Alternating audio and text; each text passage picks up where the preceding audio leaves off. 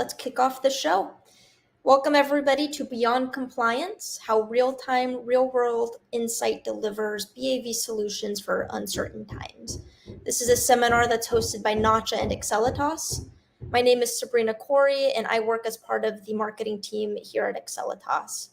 Joining us today are participants from both organizations, Nacha and Accelitas, and we're excited to have these really great panelists join us today. We have James Cook and Steve Crozet from Accelitas, and then we have Amy Morris joining us from Nacha's organization on the panel.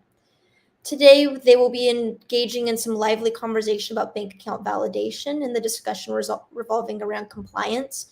If you have any questions or comments that come up during the presentation, please be sure to drop those in the chat, especially as it pertains to this topic of bank account validation and compliance.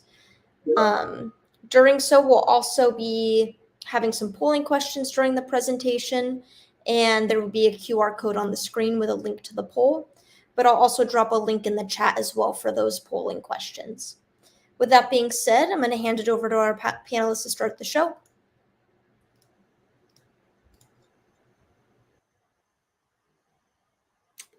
Well, thanks, Sabrina. Hello, everyone, and thanks again for joining us today.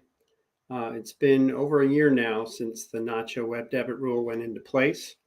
So what we wanted to do is take a look back and see what we've learned in that time period and what are we seeing in the marketplace today. There's a lot of volatility right now in the economy. Are we in a recession? We're not in a recession. We know inflation and interest rates are all going up. So what is it that companies can do to evolve and adapt to these uncertainties is what we want to investigate today. Next. So our agenda, we'll do some quick introductions of our panelists here. We will talk about what Nacha's seeing from the web debit rule a year in and other areas that they're looking at. We'll talk about some key challenges that we have seen in the marketplace and that our customers are describing to us in the marketplace. And then we'll go away and look at some ways to address some of these challenges. As Sabrina had mentioned, we'll have a Q&A session at the end. So if anybody has got questions, please put them in the chat and we'll address everything with time remaining or get answers back to you if we run out of time. And what we're hoping you'll get some takeaways from this discussion here is, with an uncertain economy, there's definitely challenges and opportunities for folks to address. Validation systems have certain limitations for their users, so we'll look at some of that. We'll look at how predictive analytics and some real-time bank account activity can help folks optimize their bank account validations, and just some key steps that folks can do to keep their bank account validation aligned within a changing marketplace. So I'm James Cook. I head up the product efforts here at Accelitas. Been here for about 2.5 years now. Worked in product management throughout my career. And the product management area really deals with a lot of different departments throughout an organization. And so you get a lot of feedback and contributions from these different groups within the organization.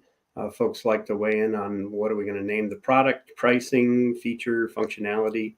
We definitely encourage the inputs, but hence my quote here, I believe there's a product manager inside of every one of us. Steve, would you like to introduce yourself? Yeah, so I'm the CTO and I had the data science team here at Accelitas.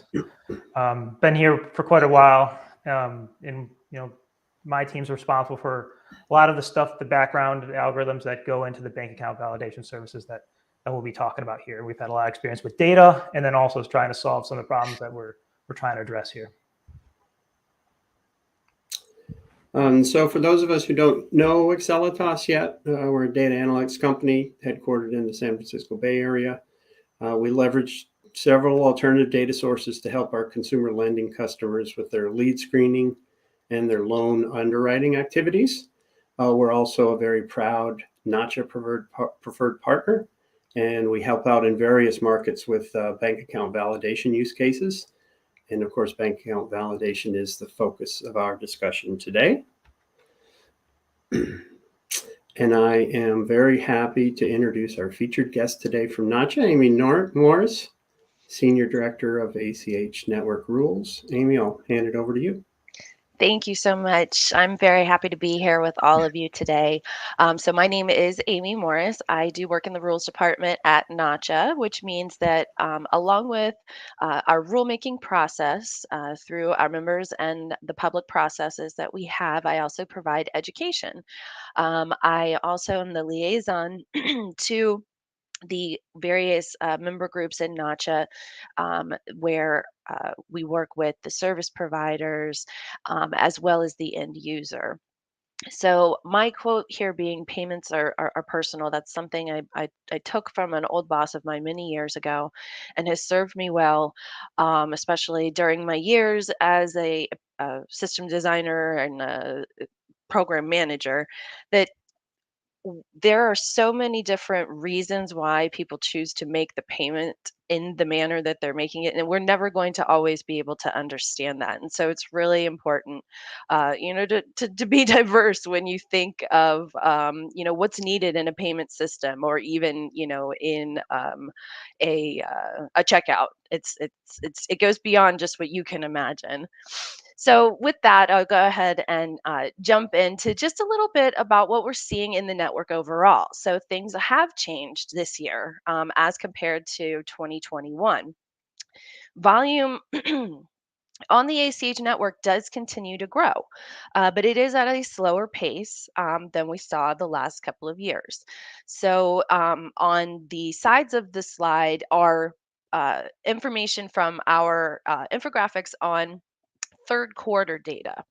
And then in the center is a bit of information with some analysis to it on the first half of the year. So at the midpoint, we were up, just shy of 3%.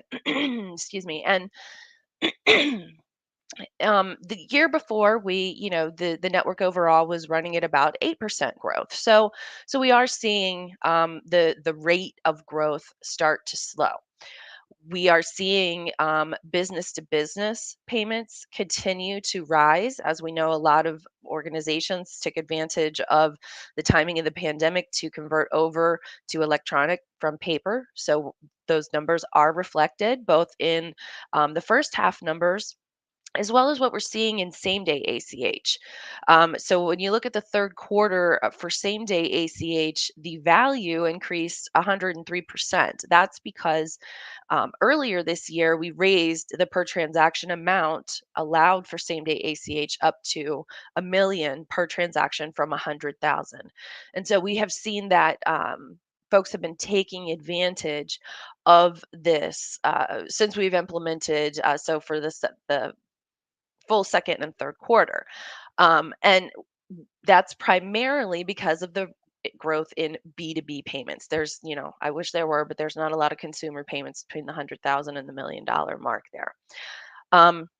And then those online consumer payments, that's primarily what, kicked off the conversation around account validation. Those are those web debits. They're continuing to grow very strong as well. So consumer behavior, continuing to stay strong there in terms of the way they're choosing to make payments, perhaps in a less face-to-face environment. Direct deposit. So that we call direct deposit by that name, but it really is any credit going from an organization to a consumer. Down in the numbers, but up in the amount. So fewer payments, but for more money. So we're going to be continuing to watch that, this year, and really see what that means. And then the last thing we call out here is check conversion. Our check conversion, we allow for certain checks to be converted to ACH transactions and cleared through our network. That volume obviously is small and it has been getting smaller and smaller. But what is very interesting is the dollar amounts are growing. And so we have been hearing, perhaps there's been an increase in fraud going on the check side. And so we need to maintain our vigilance and our risk management on the ACH side to make sure that we're not seeing that infiltrate as well. So with that, we can go ahead on to the next slide and talk more specifically about account validation. So this is just a quick reminder. There's different flavors. So what I'm calling basic account validation is pretty much just what is required under the Nacha web debit rule, which is that you're checking that the account is open and that it is valid for the transaction type. If you're doing ACH, then specifically it's valid for ACH. And the rule can is neutral in terms of the methods. There's lots of different things that are out there that do basic account validation, such as the pre-note entry through the ACH network, micro entries, which I'm going to talk a little bit more about. And then there's, those things are not instantaneous. So that's one drawback there. Then that we have vendor enabled systems that can take on different flavors as well, but that are going to provide instantaneous results. And then we have the advanced flavor. So we're going to continue to talk about what's required under the rule and then also best practices. So there are additional layers of service beyond just basic requirements that we would consider best practices and that are available out in the industry, especially when we're talking about verifying account ownership, and then even further than that, learning about behaviors and other histories on the account, and again, may require some consent there, but there's a significant amount of additional information available beyond just basic account validation. So on the next slide, we sort of talk about, like I said, the rules and the best practices. So where we got started was the Nacha web debit, and excuse me. As was mentioned, the rule itself went in March of technically of 21. We began enforcing it in March of this year, and so the web debit rule basically says that whenever there is a debit to a consumer's account from an organization, and that debit was authorized over the internet or some kind of unsecured network, so that can also be text, or other types of apps or mobile devices, that is considered a web debit. When a web debit, the account number that is being used is the first time you've seen that account number for that customer, then the rule requires that that account number be validated using a commercially reasonable system before that other transaction would be initiated. So are we having a little bit of an issue with the slides here? There we go. Thank you. So that is the center green part on the slide. And this is required under the rule. Sort of what I just explained, I like to break down into a nice little equation there. If it's the first use of an account and it's resulting in a web debit, then it must equal account validation. So we have the requirement for consumer debit entries that are authorized over the internet or some fashion similarly. But we also have best practices and a couple of different things that I'm calling out here on the slide. For some time, we've had a white paper out on account validation, and we've called out these different types of transactions as best practices would be to implement account validation and account verification. So for consumer transactions, direct deposit, definitely account funding, P2P transactions, rebates, refunds. Notice that we're talking about debits and credits. So the rule requires those consumer debits, but best practices go far beyond. There are other types of consumer debits, point of sale, enrollment types of transactions. And then, certainly on the B2B side as well, when you've got, um, payroll processing or any other type of third party processing where you've got money collections going to fund other things, it's important to know that the money is going to get to the right place expeditiously, and account validation can really assist with that. We also know that for payroll funding and expedited payments, knowing that you're going to have that good account number up front can help you make your decisions better as well.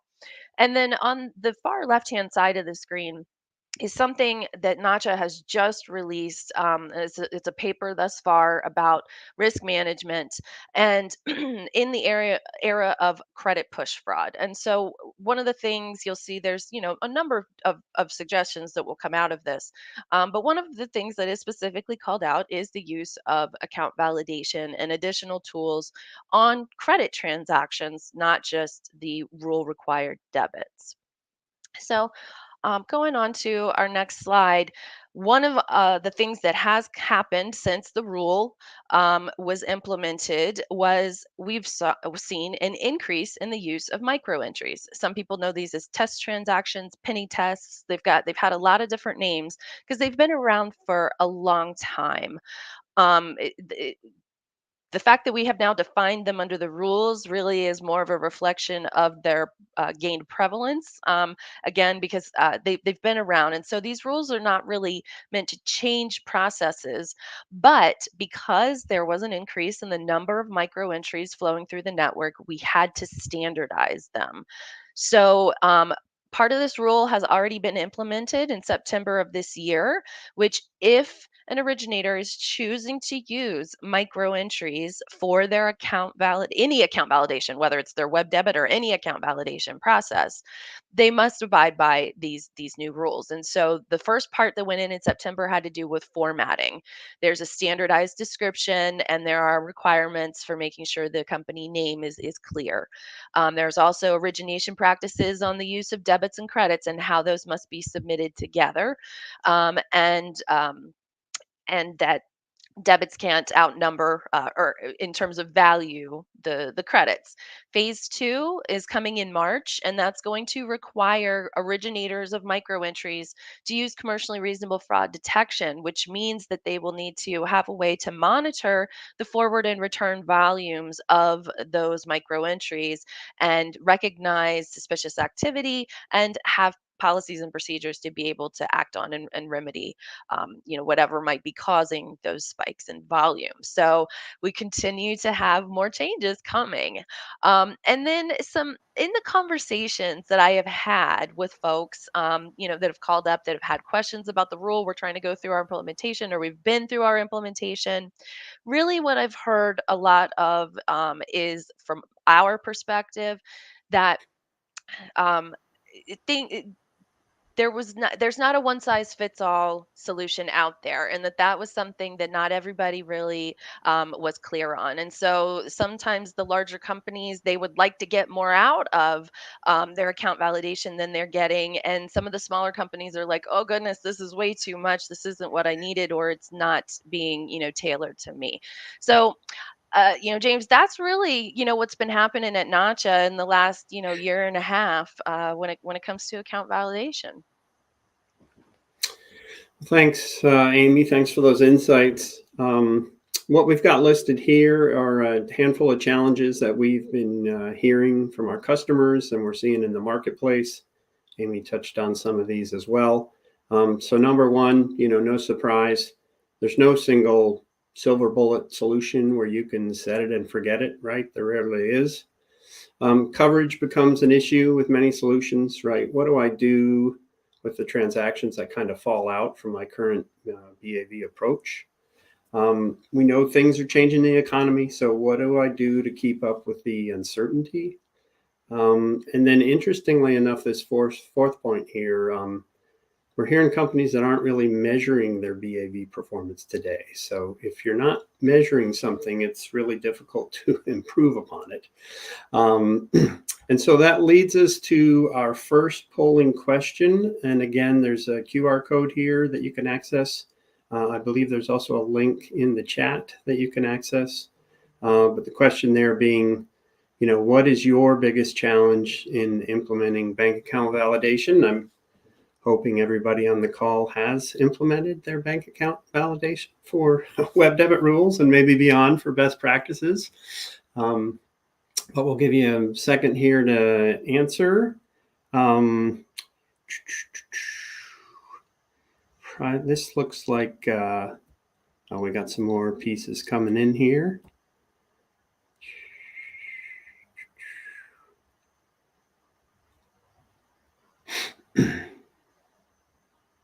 Not sure if folks have had a challenge accessing the poll or not, but it seems like well, ease of implementation has a slim lead over, coverage, price, cost, of the service, etc.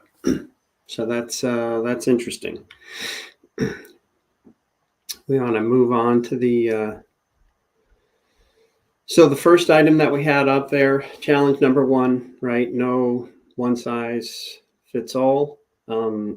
We found that the customers who are having the most success in this area here have been able to choose the right bank account validation service based upon the risk level of the use case that they're trying to solve, right? So, folks who are kind of on the less risky side, maybe you're doing a utility company and you're doing some monthly bill payment type of activity, the real-time account formatting validation, that might suffice, just using a couple of these items listed at the bottom of the screen on the left here, maybe all you really need in order to solve that problem.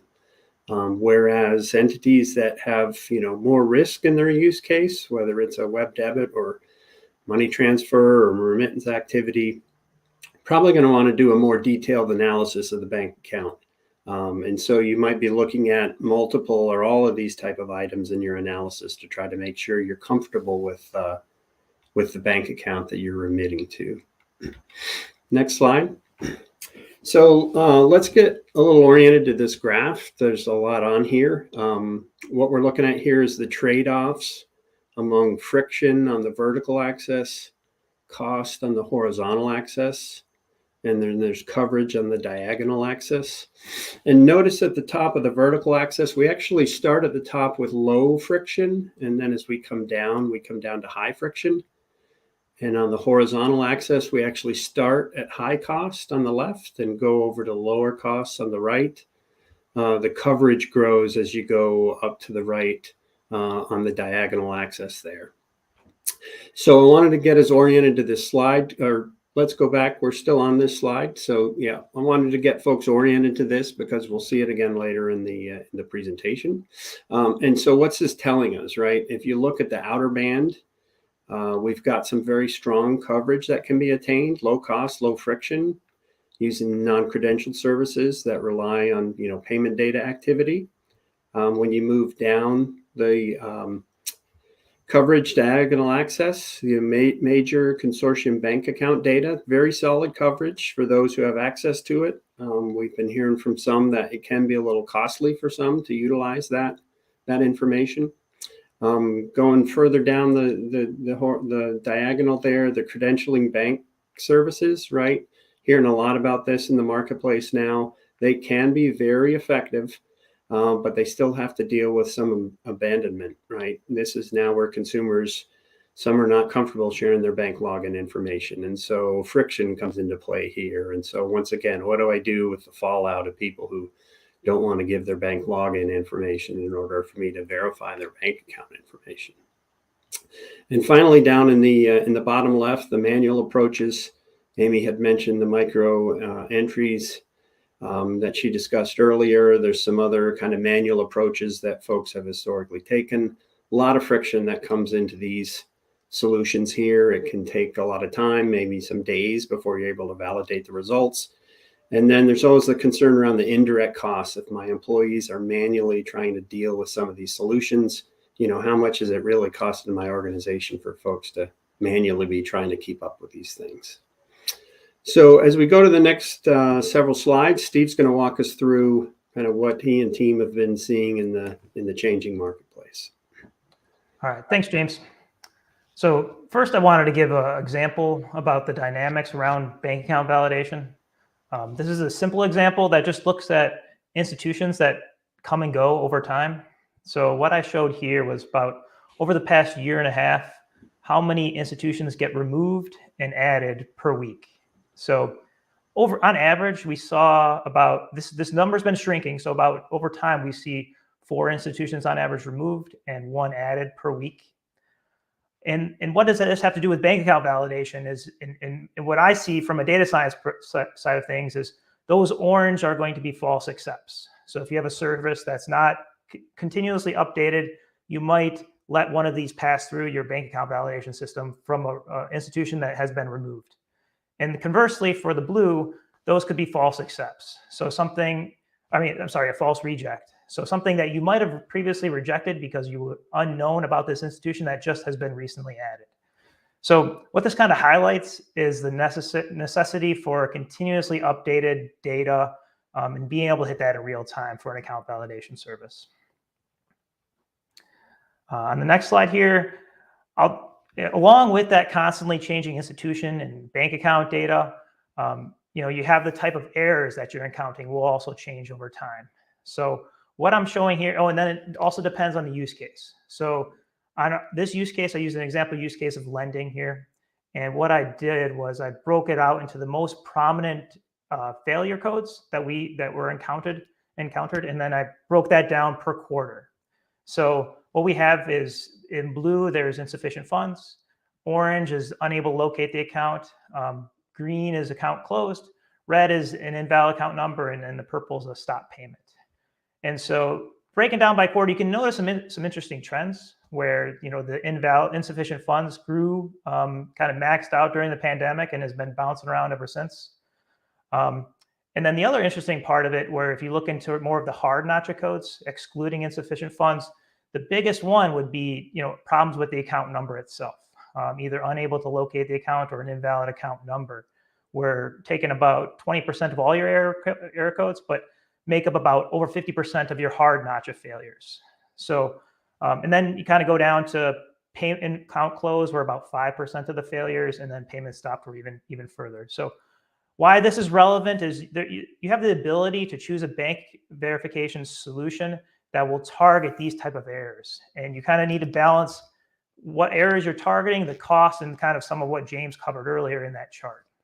So that's what I'll hit next.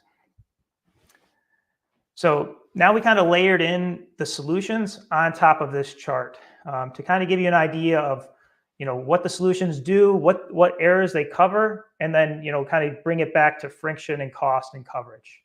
So starting at the top right, you can do the simple format validation checks, like looking at the routing number, looking at the account number. Routing number is very strict in terms of the structure, so you can have very, very high coverage. Account number is less strict, but you can do some statistical analysis on it to make sure that it looks legit. And what those will cover is they'll cover the orange and red errors that we saw before, where you're hitting R3 or R4 codes, which might take care of a big portion of your hard Nacha failures that you're looking to address.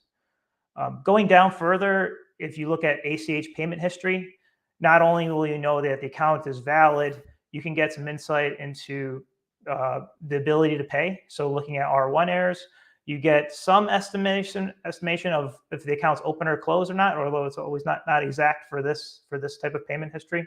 And then also you can get some insight into the stop payment. So it kind of covers all of them, but it doesn't get all of them as accurate as something like a database lookup, which will be next, where you'll know for sure at that point in time is the account open or account closed.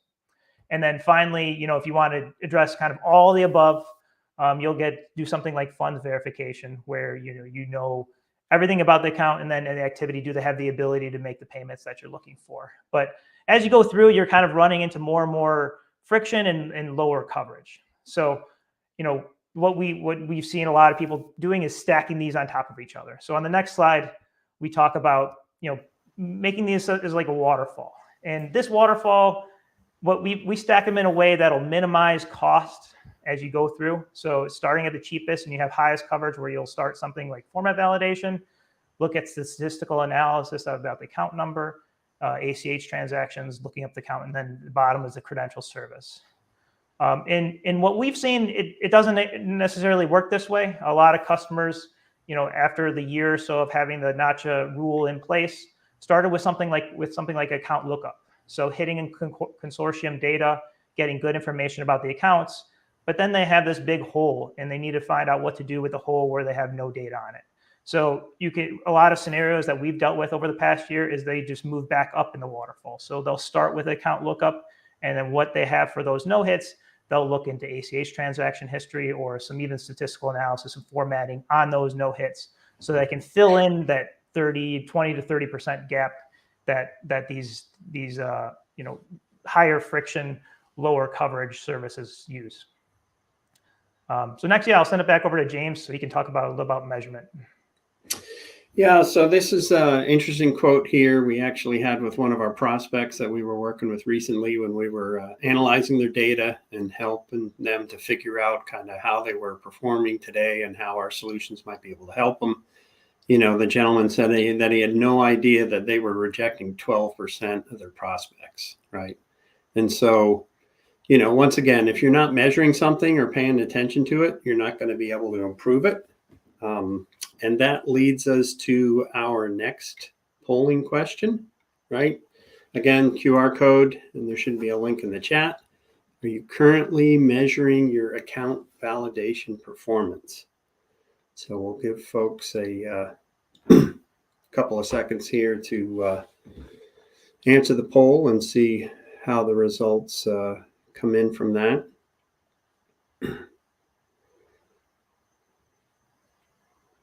So it looks like a pretty strong yes, which is great. If our prospect that we were talking to is on the webinar today, then hopefully that means that he or she is now measuring their BAV performance. So that's great that folks are all measuring this piece. Oh, there's one that's a no. So yeah, some more no's coming in here on the poll here. Which is somewhat understanding if folks have just recently implemented solutions, et cetera. But going to the next slide here. So continuous optimization, right? As Steve was talking through the approach that we take, what we found that works best with our customers is, right, when they provide us some steady feedback from their various workflows, we've got the ability to tune and tailor our models. That helps them optimize their performance, right? And this enables our customers to better keep up with things that are changing in the market environment, right? So if you're not already, measuring your BAV performance, we strongly recommend that you should, and then consider, working with your BAV vendors to try to understand, how can you optimize stuff, right?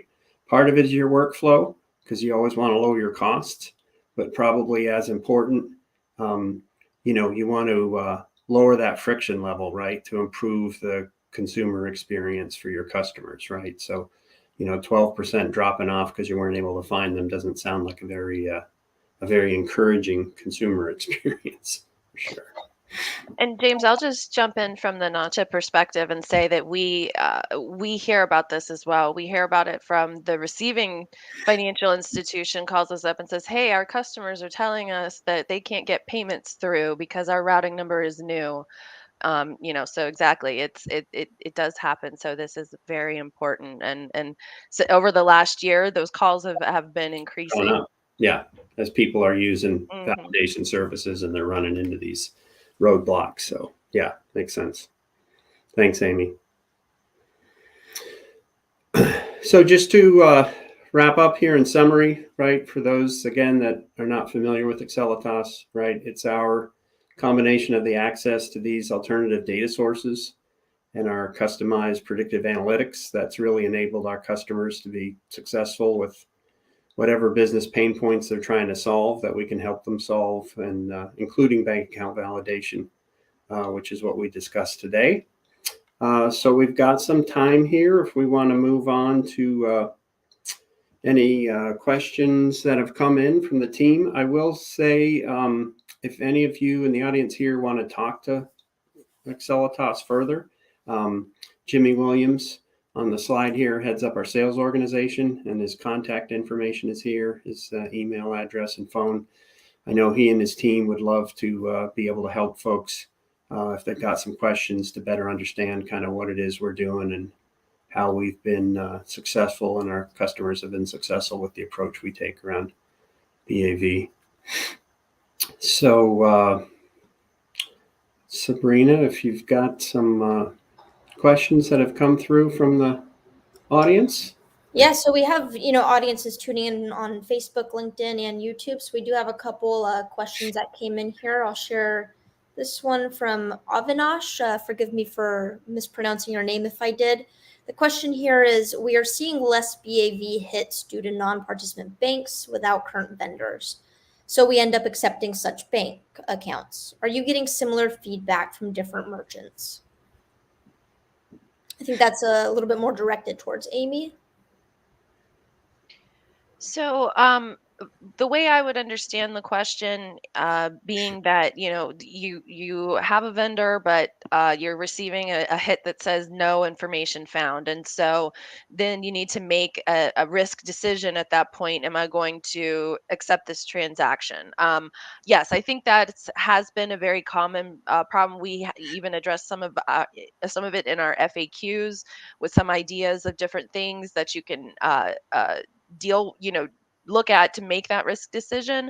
But I think also that's where, waterfall logic, whatever waterfall logic any vendor would have, but, as was discussed here, that's where that can, be very helpful. But I think it is, sort of the number one issue that, yes, I do hear about. Yeah, again, ties into the one of the graphics we were looking at there as to, the coverage slide, right? Is that, there's different layers you can put in with different solutions in order to improve your coverage and your cost on that. And so, we know there's different providers out there that only have, a certain percentage of coverage, et cetera. So you're going to have fallout. So taking the waterfall approach, it's good to make sure you've got some other solutions layered in there, because you don't want to just blindly accept or guess or default to a manual process, as some folks are defaulting to the manual process and just kind of gumming up your organization. So James, that's a good segue into the next question. And that question is, how difficult is it to implement a waterfall strategy? Yeah, I mean, we found with our customers that, easy implementation to, a number of different of these API-based solutions here. Many institutions kind of have their own decisioning platforms, which allows them to go, through the waterfall in order to call different sources, whether it's multiple sources from us or us and other sources, in order to do that decisioning piece. So I think the key there is to actually have a workflow waterfall type of platform that enables you to do that type of activity. I don't know, Steve, if you want to have anything to add from the folks that you deal with. No, I mean, you covered it. So yeah, there's a couple ways where you can use kind of something like a decision engine waterfall service that'll do it for you, or you can just do it through our APIs. Instead of one API call that you're hitting some consortium data, you have some logic on your end where you'll fall back to some other services. So it shouldn't be hard either way. Yeah. And it looks like we have one more question. Again, if you have any other questions that come in, please put them in the chat or reach out to us after the webinar. I have one more right here that says, how do you test and measure performance? So I can start with that. So, what we do is, it depends on the use case. Most customers will try to minimize the hard notches that they're looking at. So like in the chart I showed before, we really focus on the ACH return codes. We look at those specific codes and look at which services are able to help you avoid those hard codes. So which services will let you avoid the R3, R4, R2, and so on. And then once you get that, you can get, how many false accepts is this service getting and how many false rejects is this service getting for me. And that's, as long as you have that level of data, then you can go to that point. I'm sure James might fill in on, beyond the data science side of it, there's kind of the more integration, the friction, and then the dropout rates too. Yeah, and folks, look at the cost and what's the return on the different services that they're using as well, right? So that's another measure of performance. This service may be working really well for me, but it may be a little costly, and so maybe there's a way I can structure my waterfall such that I get, similar or better performance at a lower cost for my organization. And so, that's something to really take into consideration. I mean, part of what our solution can really help with is any type of fat fingering that a consumer may have, and you can knock those things out relatively inexpensive right at the top of the waterfall. And typically people are going to see, 2, 3, 5% type of their transactions that are just fat finger type of stuff. So you don't want to be spending, time and money on those type of mistakes that may be coming through your workflow. Thank you for that, James. Amy, can you talk to us a little bit more about the enforcement of the web debit rules? Sure. So with the Nacha operating rules, they are enforced between financial institutions. So the first thing is there is no automated kind of enforcement. We're not monitoring, the return rates on web debit transactions any more than we normally do. But we're not looking for anything.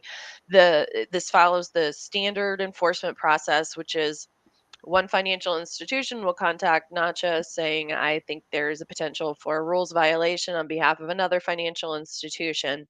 And then we will investigate. And there is a whole process that one goes through to investigate, get response, come up with a plan going forward, etc. But that happens, as I said, between financial institutions.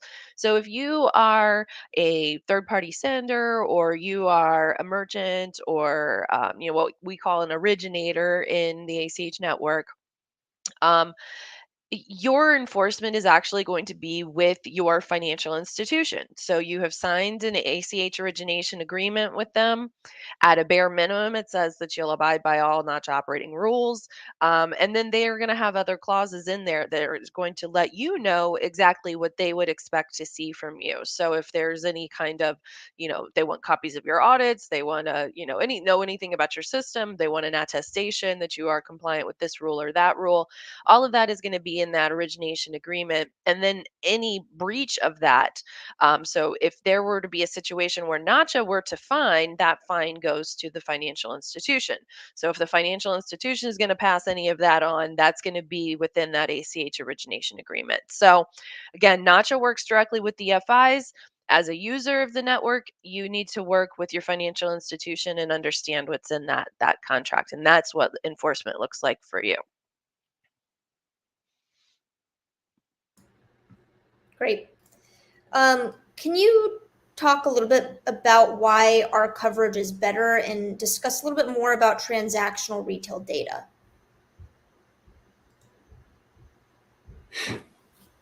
Yeah, so it really, again, gets back to our the different alternative data sources that we have access to, right, and the information that they're seeing on ACH transactions. And so working with, many merchants out there, large, brand name merchants that are out there, we're seeing those ACH transactions and successful ACH payments being made, et cetera. And so all that data that we get to see on a, daily basis really makes for some robust signal for us to better understand the validity and the strength of the bank account that we're doing some analysis on.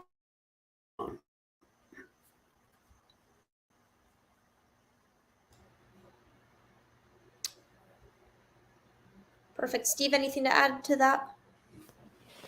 I guess just the only one other thing would be the feedback we have. So James talked about the data, and then we also have a lot of measurements. So not only do we have a lot of data, we have the data behind the scenes to say which pieces of that information is important for validating bank accounts and in which situations is it important. So I think you need kind of both to play well in this area. Perfect. Well, we're just about at time here. I want to thank you all just one more time for taking out the time to join our panel today. For all of the audience members and people who registered to the event, there will be a follow-up email that will be sent within a couple of days with a recording of the webinar. And please be sure to send us any feedback, send us any questions or comments. We do want to hear from you about any topics that you want us to explore in the future. And if you have anything directed towards the panelists, we'll go ahead and send any questions to them as well. And feel free to reach out to them on LinkedIn or via email. So once again, thank you all for your time. I appreciate you joining us today, Amy, Steve, and James, and we'll be seeing everyone again soon.